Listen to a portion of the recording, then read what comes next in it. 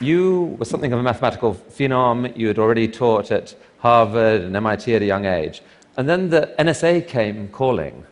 What was that about? Well, the NSA didn't exactly, that's the National Security Agency. It didn't exactly come calling. They had an operation in Princeton where they hired mathematicians to attack secret codes and stuff like that. And I knew that existed.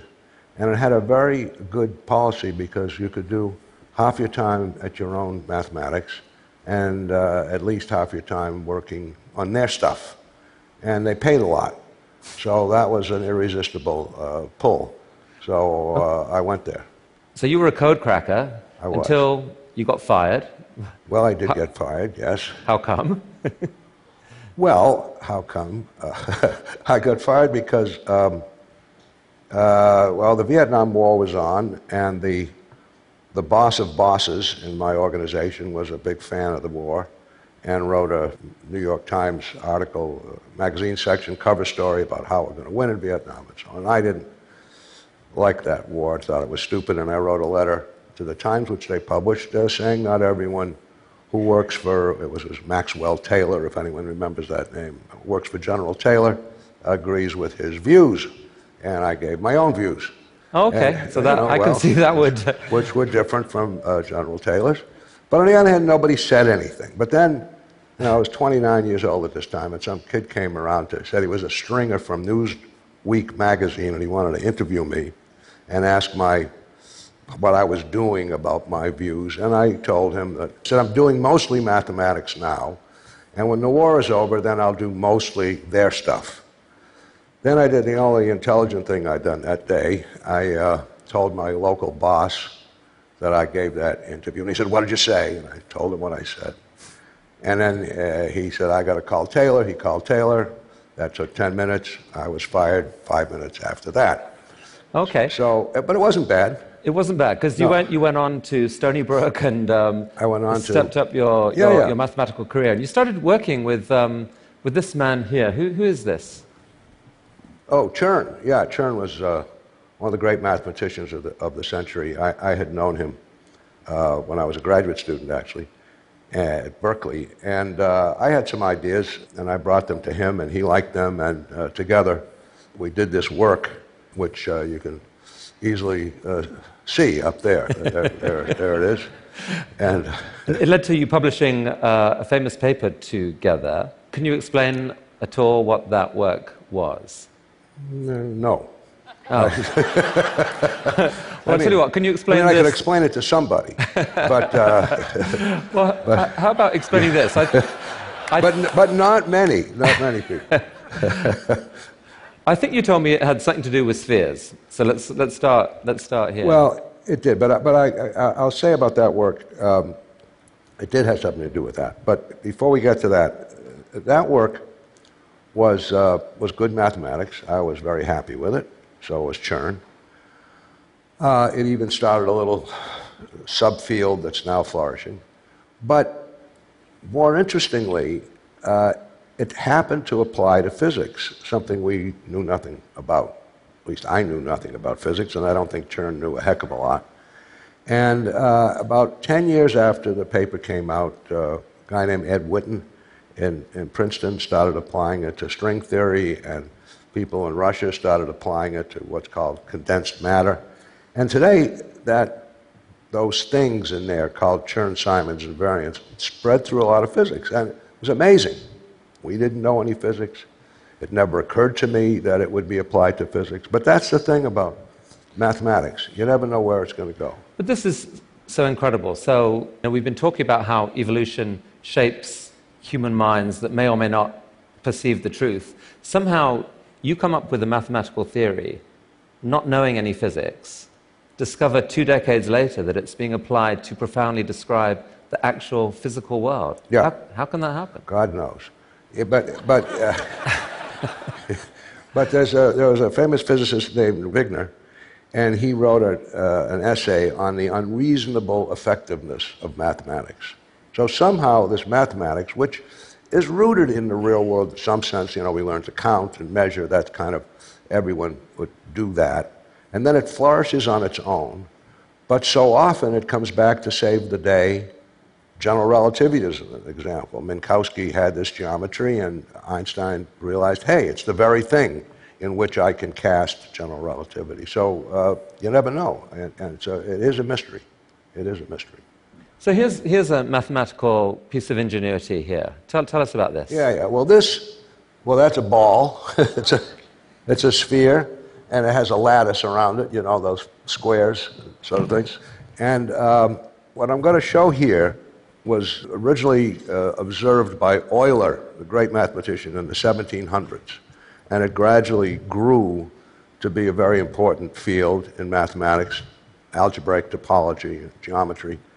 And that paper up there had its roots in this. So here's this thing. It has 8 vertices and 12 edges and 6 faces. And if you look at the difference, vertices minus edges plus faces, you get 2. Okay, well, 2, that's a good number. Oh, here's a different way of doing it. These are triangles covering. Oh, this has 12 vertices and 30 edges and 20 faces, 20 tiles, and vertices minus edges plus faces still equals 2.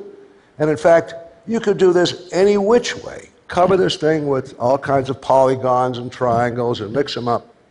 And you take vertices minus edges plus faces, you'll get 2. Now here's a different shape. This is a torus, or the surface of a donut. 16 vertices covered by these rectangles, 32 edges, 16 faces. Hey, this comes out 0, vertices minus edges.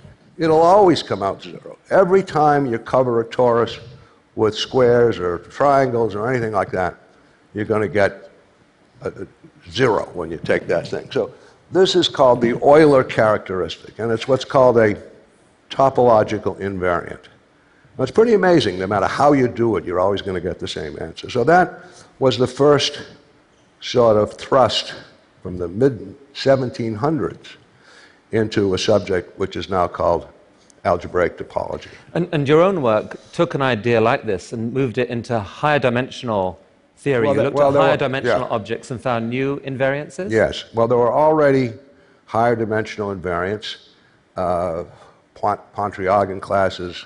Actually, there were Chern classes. There were a bunch of these types of invariants. But I was struggling to work on one of them and model it sort of combinatorially instead of the way it was typically done. And that led to this work, and we uncovered some new things. But if it wasn't for Mr. Euler, who wrote almost 70 volumes of mathematics, had 13 children whom he had apparently would dandle on his knee while he was writing and so on. If it wasn't for Mr. Euler, well, there wouldn't perhaps be these invariants. Okay, so that's at least given us a flavor of that amazing mind in there. Let's talk about Renaissance, because you took that amazing mind, and having been a co-cracker at the NSA, you started to become a co-cracker of the financial industry. I think you probably didn't buy efficient market theory, and somehow you found a way of creating these astonishing returns over 2 decades. I think the way it's been explained to me, what's remarkable about what you did was that it wasn't just the size of the returns, it was that you took them with surprisingly low volatility and risk compared with other hedge funds. So how on earth did you do this, Jim? Well, I did it by assembling a wonderful group of people. When I started doing trading, I had gotten a little tired of mathematics. I was in my late 30s. I had a little money. I started trading, and it went very well. I made quite a lot of money with pure luck. I mean, I think it was pure luck. It certainly wasn't mathematical modeling. But in looking at the data, after a while, I realized, hey, looks like there's some structure here. And I hired a few mathematicians, and we started trying to make some models. Just the kind of thing we did back at IDA. You design an algorithm, you test it out on a computer, does it work, doesn't it work, and so on. So can we take a look at this? Because I mean, here's a typical graph of some commodity or whatever. I mean, I look at that and I say that's just a random up and down walk, maybe a slight upward trend over that whole period of time. How on earth could you look at that and see something that wasn't just random? It turns out in the old days, and this is kind of a graph from the old days, commodities or currencies had a tendency to trend. Not necessarily the very light trend you see here, but trending in periods. And if you decided, okay, I'm going to predict today by the average move in the past 20 days, there's 20 days, maybe that would be a good prediction and I'd make some money. And in fact, years ago, such a system would work. Not beautifully, but it would work. So you'd make money, you'd lose money, you'd make money, but this is a year's worth of days, and you'd make a little money during that period. But it was a very vestigial system. So you would test a bunch of different sort of lengths of trends in time and see whether, for example, a 10-day trend or a 15-day trend was predictive of what happened next. Sure. You would try all those things and see what worked best. But the trend following would have been great in the 60s, and it was sort of okay in the 70s. By the 80s, it wasn't such a It didn't, because everyone could see that. Other people did. So what happened? So how did you stay ahead of the pack then? Well, we stayed ahead of the pack by finding other approaches and shorter-term approaches to some extent. But the real thing was to gather a tremendous amount of data, and we had to get it by hand in the early days. We went down to the Federal Reserve and copied interest rate histories and stuff like that because it didn't exist on computers. We got a lot of data and very smart people, and that was the key. I didn't really know how to hire people to do fundamental trading. I had hired a few. Some made money, some didn't make money. I couldn't make a business out of that. But I did know how to hire scientists because I have some taste in that department. And so that's what we did. And gradually these models got better and better and better and better. I mean, I think you're credited with doing something remarkable at Renaissance, which is building this culture on this group of people who weren't just hired guns who could be lured away by money. Their motivation was doing exciting mathematics and science. Well, I hope that might be true, but some of it was money. They made a lot of money. I can't say that no one came because of the money. I think a lot of them came because of the money, but they also came because it would be fun. What role did machine learning play in all this? Well, in a certain sense, what we did was machine learning. You look at a lot of data and you try to simulate different predictive schemes until you get better and better at it. It doesn't necessarily feed back on itself the way we did things, but it worked. And so these different predictive schemes can be really quite wild, quite unexpected. I mean, you look at everything, right? You look at weather, length of dresses, political opinion. Length of dresses we didn't try, but... what sort of things? Well, everything. I mean, everything is grist for the mill, except hem lengths, I have to say. Weather, annual reports, monthly, quarterly reports, the historic data itself, volumes, you name it, whatever there is. We take in terabytes of data a day and store it away and massage it and get it ready for analysis. And you're looking for anomalies. You're looking for, like you said, the efficient market hypothesis. But any one anomaly might be just a random thing. So is the secret here to just look at multiple strange anomalies and see when they align? Well, any one anomaly might be a random thing. However, if you have enough data, you can tell that it's not. So you can see an anomaly that's persisted for a sufficiently long time so that the probability of it being random is not high. But these things fade after a while. Anomalies can get washed out, so you have to keep on top of the business. A lot of people look at the hedge fund industry now and are sort of shocked by it, by how much wealth is created there and how much talent is going into it. Do you have any worries about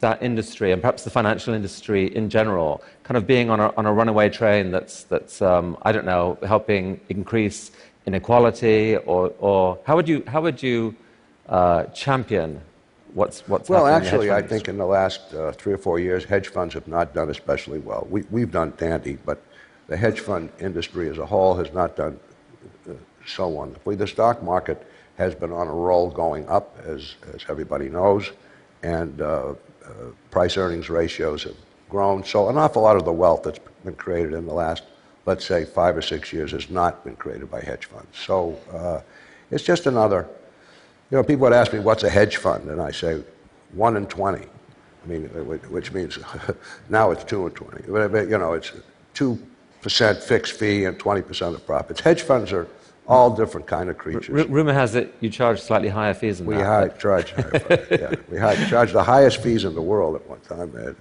5 and 44, that's what we charge. 5 and 44. Yeah, 5% fixed fee, 5% flat, 44% of upside. You still made your investors spectacular amounts of money. We made good returns, yes. People got very mad at my investors. How can you charge such high fees? I said, okay, you can withdraw, but no, how can I get more was what the, how can I get more? But at a certain point, as I think I told you, we bought out all the investors because there's a capacity. There's a capacity to the fund. But should we worry about the hedge fund industry attracting too much of the world's great mathematical and other talent to work on that, as opposed to the many other problems in the world? It's not just mathematical. We hired astronomers and physicists and things like that. I don't think we should worry about it too much. It's still a pretty small industry, and in fact, bringing in science into the investing world has improved that world. It's reduced volatility. It's increased liquidity. Spreads are narrower because people are trading that kind of stuff. So I'm not too worried about Einstein going off and starting a hedge fund. Now, you're at a phase in your life now where you're actually investing, though, at the other end of the supply chain in actually boosting mathematics across America. This is your wife, Marilyn, and you're working on philanthropic issues together. Tell me about that. Well, we are. Marilyn started, there she is up there, a beautiful wife. She started the foundation about 20 years ago, I think 94. I claim it was 93, she says it was 94, but it was one of those 2 years. We started the foundation. And just as a convenient way to give charity, she kept the books and so on. And we did not have a vision at that time, but gradually a vision emerged, which was to focus on math and science, to focus on basic research. And that's what we've done. And 6 years ago or so, I left Renaissance and went to work at the foundation. So that's what we do. And so Math for America here is basically investing in math teachers around the country, giving them some extra income and giving them support and coaching and really trying to make that more effective and make that a calling to which teachers can aspire. It's instead of beating up the bad teachers, which has created morale problems all through the educational community, in particular in math and science, we focus on celebrating the good ones and giving them status. We give them extra money, $15,000 a year. We have 800 math and science teachers in New York City in the public schools today as part of a core. There's a great morale among them. They're staying in the field. Next year it'll be 1,000, and that'll be 10% of the math and science teachers in New York public schools, and that's And Jim, here's another project that you've supported philanthropically, research into origins of life, I guess. What are we looking at here? Well, I'll save that for a second, and then I'll tell you what you're looking at. But so origins of life is a fascinating question. How did we get here? What's a root? Well, there's two questions. So one is, what is the route from geology to biology? How did we get here? And the other question is, what did we start with? What material, if any, did we have to work with on this route? Those are two very, very interesting questions. The first question is a tortuous path from geology up to RNA or something like that. How did that all work? And the other, what do we have to work with? Well, more than we think. So what's pictured there is a star in formation. Now, every year in our Milky Way, which has 100 billion stars, about 2 new stars are created. Don't ask me how, but they're created. And it takes them about 1 million years to settle out. So in steady state, there's about 2 million stars in formation at any time. That one is somewhere along this settling down period, and there's all this crap sort of circling around it, dust and stuff, and it'll form probably a solar system or whatever it forms. But here's the thing. In this dust that surrounds a forming star have been found now significant organic molecules. Molecules not just like methane, but formaldehyde and cyanide, things that are the building blocks, the seeds, if you will, of life. So that may be typical. And it may be typical that planets around the universe start off with some of these basic building blocks. Now, does that mean, oh, well, there's going to be life all around? Maybe. But it's a question of how tortuous this path is from those frail beginnings, those seeds, all the way to life. And most of those seeds will fall on fallow planets, but so for you personally, finding an answer to this question of where we came from, how did this thing happen, that is something you would love to see. I'd love to see. Love to see, and like to know, if that path is tortuous enough and so improbable that no matter what you start with, we could be a singularity. But on the other hand, given all this organic dust that's floating around, we could have lots of friends out there. Be great to know. Jim, a couple years ago, I got a chance to speak with Elon Musk and I asked him the secret of his success, really, and he said taking physics seriously was it. Listening to you, what I hear you saying is, taking math seriously, that has infused your whole life. It's made you an absolute fortune, and now it's allowing you to invest in the futures of thousands and thousands of kids across America and elsewhere. Could it be that science actually works, that math actually works? Well, math certainly works. Math certainly works. But this has been fun. Working with Marilyn and giving it away has been very enjoyable. I just find it's an inspirational thought to me that by taking knowledge seriously, so much more can come from it. So thank you for your amazing life and for coming here to TED. Okay. Really. Thank you. Jim Simon. Thank you, Jim. It's really interesting.